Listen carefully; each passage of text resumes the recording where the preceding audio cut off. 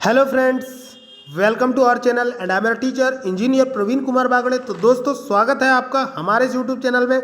आज मैं आपको एमपीपीएससी का बहुत ही महत्वपूर्ण और ज्ञानवर्धक टॉपिक लेकर आया हूं। तो दोस्तों, मैं आपको जानकारी के लिए बता दूं कि साइंस और पर्यावरण का प्लेलिस्ट मैंने कंप्लीट करवा दिया है और उसमें ये मेरा अंतिम वीडियो बन रहा है। आज मैं आपको पर्यावरण और पारिस्थितिकी तंत्र से संबंधित महत्वपूर्ण फैक्ट्स को ऊपर डिस्कस करने वाले हैं। तो दोस्तों, आइए बिना देरी के शुरू करते हैं। दोस्तों, सबसे पहले मैं आपको बताऊंगा कि पर्यावरण क्या होता है।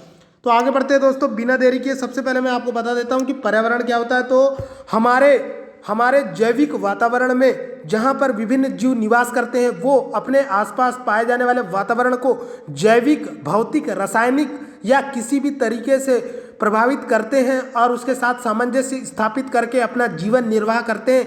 इसे ही पर्यावरण या इन्वायरमेंट कहा जाता है। इन्वायरमेंट का प्रभाव प्रत्यक्ष या अप्रत्यक्ष रूप से मानव जीवन और जैविक जीवन पर जरूर पड़ता है और पर्यावरण को हम इंग्लिश में इन्वायरमेंटल साइंस के अंतर्गत पढ़ते हैं। दोस्तों, मैं आपको जानकारी के लिए बता दूं कि बहुत सारी कंपटीशन एग्जाम में क्वेश्चन आता है कि विश्व पर्यावरण दिवस कब मनाया जाता है। तो मैं आपको जानकारी के लिए बता दूं कि विश्व पर्यावरण दिवस 5 जून को मनाया जाता है दोस्तों, और 2 जून को मेरा बर्थडे आता है। आगे बढ़ते हैं। तो दोस्तों, पर्यावरण जो होता है, विश्व पर्यावरण दिवस, वो 5 जून को मनाया जाता है। कंपटीशन एग्जाम में ये क्वेश्चन कई बार आ चुका है कि विश्व पर्यावरण दिवस कब मनाया जाता है। तो 5 जून को मनाया जाता है। इसके अलावा दोस्तों, अब हम बात करेंगे पर्यावरण के अंतर्गत विभिन्न फैक्ट की। तो पर्यावरण के अंतर्गत प्राकृतिक संसाधनों का सर्वे और अन्वेषण करने के लिए हमारे देश में एक संस्था है, उसका नाम है भारतीय वनस्पति सर्वे। इसकी स्थापना कब की गई? एमपीपीएससी के लिए बहुत ही महत्वपूर्ण क्वेश्चन बनता है दोस्तों।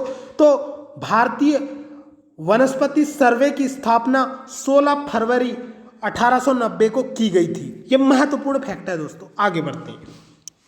इसके बाद मैं आपको जानकारी के लिए बता दूं दोस्तों कि भारतीय प्राणी विज्ञान सर्वेक्षण, भारतीय प्राणी विज्ञान सर्वेक्षण, ये जो केंद्र है दोस्तों, इसका मुख्यालय कहाँ है? तो भारतीय प्राणी विज्ञान यानी कि प्राणियों के बारे में सर्वेक्षण करने वाला जो संस्थान है, ये कोलकाता में है, जिसकी स्थापना 1916 में हुई है। भारतीय प्राणी विज्ञान सर्वेक्षण केंद्र जो है, ये इसका मुख्यालय कोलकाता में है और इसकी स्थापना 1916 में हुई है। इसके विभिन्न देश जो हैं सदस्य हैं। इसके बाद में हम बात करेंगे दोस्तों, भारतीय प्राणी विज्ञान ने हाल ही में अपने 5 प्रमुख कार्यक्रमों को इसमें शामिल किया है। और अब हम बात करेंगे दोस्तों भारतीय वन सर्वेक्षण की। तो भारतीय वन सर्वेक्षण संस्थान या संगठन एक ऐसा संगठन है जिसकी स्थापना 1 जून 1981 को की गई थी। इसका मुख्यालय देहरादून में। ये भी काफ़ी इंपॉर्टेंट क्वेश्चन है दोस्तों, ये तो यूपीएससी के लेवल का क्वेश्चन है। जैसे कि भारतीय वन सर्वेक्षण संस्थान कहाँ पर है? तो ये देहरादून में है। भारतीय वन सर्वेक्षण संस्थान देहरादून में है। इसकी स्थापना 1 जून 1981 को की गई है। इस फैक्ट को आपको 100% रट लेना है। आगे बढ़ते हैं दोस्तों। इसके बाद में हम बात करेंगे भारत जो है दोस्तों, अंतर्राष्ट्रीय उष्णकटिबंधीय इमारती लकड़ी संगठन का भी एक उत्पादक सदस्य है। यानी कि भारत में बहुत ज़्यादा इमारती लकड़ी का उत्पादन होता है और वर्ष 1983 में अंतर्राष्ट्रीय उष्णकटिबंधीय इमारती लकड़ी के संगठन की स्थापना हुई, जिसमें 59 देश हैं। ओके दोस्तों, आगे बढ़ते हैं। अब तक के 14 जैवमंडलीय आरक्षित क्षेत्र स्थापित किए जा चुके हैं। तो दोस्तों, भारत में अब तक 34 जैवमंडलीय आरक्षित क्षेत्र स्थापित किए जा चुके हैं और 16 जैवमंडलीय आरक्षित क्षेत्र हैं और इनमें से 4 को यूनेस्को जैवमंडलीय आरक्षित क्षेत्र में मान्यता दी गई है। तो ये 4 क्षेत्र कौन कौन से हैं, इनके बारे में मैं आपको बताऊंगा। नीलगिरी, नंदा देवी, नोकरेक, ग्रेट निकोबार, मन्नार की खाड़ी, मानस, सुंदरबन, सिमलीपाल, डिब्रू, देखोवा, देहंग, देबंग, पंचमढ़ी, कंचनजंगा, अगस्तमलई और अचानमार और अमरकंटक। तो दोस्तों, ये सारे जो क्षेत्र हैं, यहाँ पर जैव विविधताएं और विभिन्न प्रकार की जैवमंडलीय आरक्षित क्षेत्र के अंतर्गत आते हैं। आगे बढ़ते हैं दोस्तों। जैवमंडलीय आरक्षित क्षेत्र का संरक्षण वन्य जीव संरक्षण अधिनियम। तो कंपटीशन एग्जाम में एमपीपीएससी में सीधे क्वेश्चन बनता है कि वन्य जीव संरक्षण अधिनियम भारत में कब आया? तो ये 1972 में आया, जिसका उद्देश्य है कि भारतीय वनों में पाए जाने वाले विभिन्न जीवों का संरक्षण करना। दोस्तों, भारत में टाइगर जो है वो विलुप्त प्राय की प्रजाति में आ चुका है। टाइगर बहुत कम बचे, पर टाइगर जिंदा है। आगे बढ़ते हैं दोस्तों। इसके बाद में मैं बता दूं आपको कि पर्यावरण मंत्रालय 1987 से कच्छ वनस्पति संरक्षण कार्यक्रम चला रहा है। तो एमपीपीएससी में क्वेश्चन आ सकता है कि कच्छ वनस्पति संरक्षण कार्यक्रम पर्यावरण मंत्रालय भारत में कब से चला रहा है, तो 1987 से चला रहा है। इसके अलावा दोस्तों भारत में कई प्रकार की कच्छ वनस्पतियां हैं जो कि उड़ीसा में भी पाई जाती है, और उड़ीसा में राष्ट्रीय कच्छ वनस्पति अनुवांशिक संस्थान केंद्र भी है। भारत के उड़ीसा में राष्ट्रीय कच्छ वनस्पति अनुवांशिक संस्थान केंद्र भी है। आगे बढ़ते हैं दोस्तों, इसके बाद में हम बात करेंगे कच्छ वनस्पतियों और प्रवाल भित्तियों की राष्ट्रीय समिति ने 4 क्षेत्रों अंडमान और निकोबार, लक्षद्वीप, कच्छ की खाड़ी और मन्नार की खाड़ी में प्रवाल भित्तियों के गहन संरक्षण और प्रबंधनों की सिफारिश की है। इसके अलावा दोस्तों प्रवाल भित्ति क्षेत्र 2375 वर्ग किलोमीटर है। इसके बाद में हम बात करेंगे दोस्तों कि जैव विविधता संबंधी अंतर्राष्ट्रीय संधि CBD पहला समझौता है। CBD पहला समझौता है जिसने सभी पहलुओं पर ध्यान दिया है, और इसके 184 देश जो है वो सदस्य हैं, जो कि विभिन्न राज्यों में पाए जाने वाले जो कि विभिन्न देशों से मिलकर बना है। आगे बढ़ते हैं दोस्तों, इसके बाद में हम बात करेंगे पर्यावरण को सुधारने में वनों की महत्वपूर्ण भूमिका है। और भारत देश में 6,78,333 वर्ग किलोमीटर का क्षेत्र वन क्षेत्र है, जो कि टोटल देश का 64% जो क्षेत्र है वो वनों से आच्छादित है भारत का। तो ये एमपीपीएससी के लिए महत्वपूर्ण क्वेश्चन है कि भारत का 64% क्षेत्र वनों से आच्छादित है, और टोटल जो है 6,78,333 वर्ग किलोमीटर क्षेत्र में वन आच्छादित है।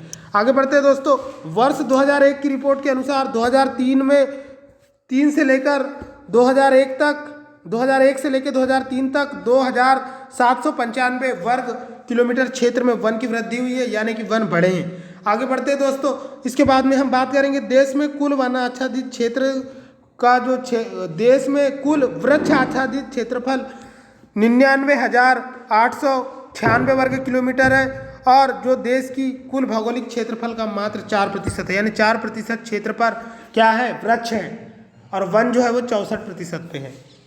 आगे बढ़ते हैं दोस्तों, भारतीय वन्य जीव बोर्ड की स्थापना भारत में 2003 में प्रधानमंत्री की अध्यक्षता में की गई थी। तो एमपीपीएससी में क्वेश्चन बनता है कि भारतीय वन्य जीव बोर्ड की स्थापना कब हुई, तो 2003 में हुई प्रधानमंत्री की अध्यक्षता में।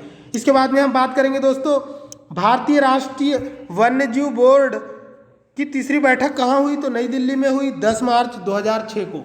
आगे बढ़ते हैं दोस्तों, टाइगर प्रोजेक्ट योजना का प्रारंभ कब हुआ, तो ये बहुत ही महत्वपूर्ण है, 1973 में हुआ था। इसके बाद में बात करेंगे दोस्तों, फरवरी 1992 में हाथी परियोजना शुरू की गई। तो एग्जाम में क्वेश्चन आ सकता है हाथी परियोजना कब से चालू की गई, तो ये फरवरी 1992 से चालू की गई। इसके अलावा दोस्तों वन्य जीव संरक्षण अधिनियम कब आया, तो 1992 में आया। इसके अलावा फरीदाबाद में राष्ट्रीय प्राणी कल्याण संस्थान है।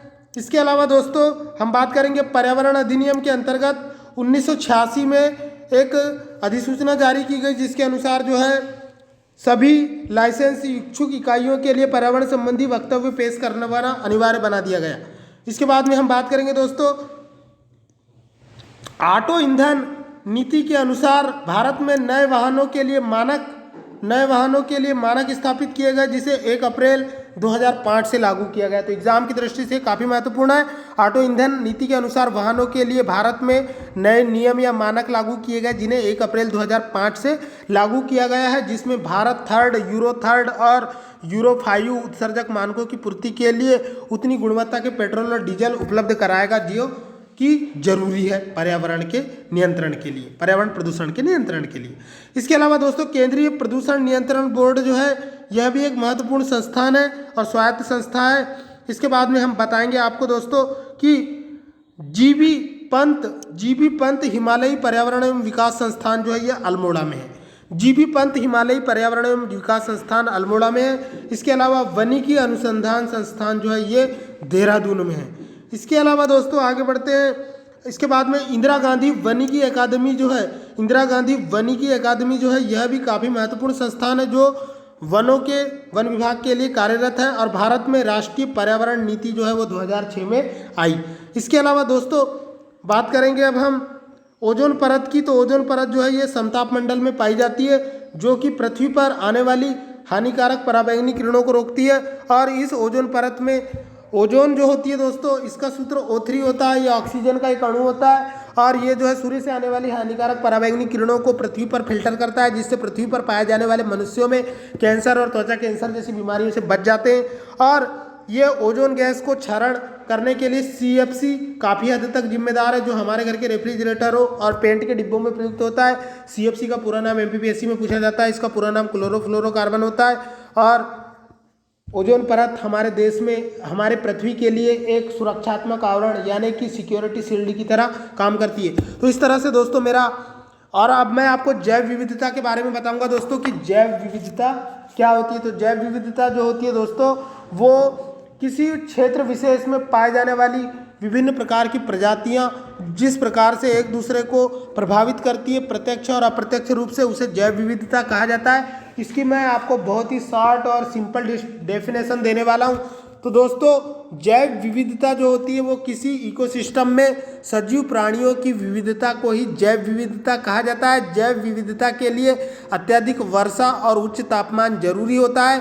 सर्वाधिक जैव विविधता का क्षेत्र जो होता है दोस्तों, वो कर्क रेखा और मकर रेखा के बीच में उष्णकटिबंधीय क्षेत्रों में पाई जाती है। विषुवत रेखा पर जैव विविधता जो है दोस्तों वो कम होती है। तो इस तरह से मेरा वीडियो कंप्लीट हुआ। मैं था आपका टीचर इंजीनियर प्रवीण कुमार बागड़े। आपको मेरे द्वारा बनाया हुआ वीडियो कैसा लगा एक स्वीट सा कमेंट देकर जरूर बताएं। तो मिलते हैं अगले वीडियो में, तब तक के लिए जय हिंद, वंदे मातरम दोस्तों।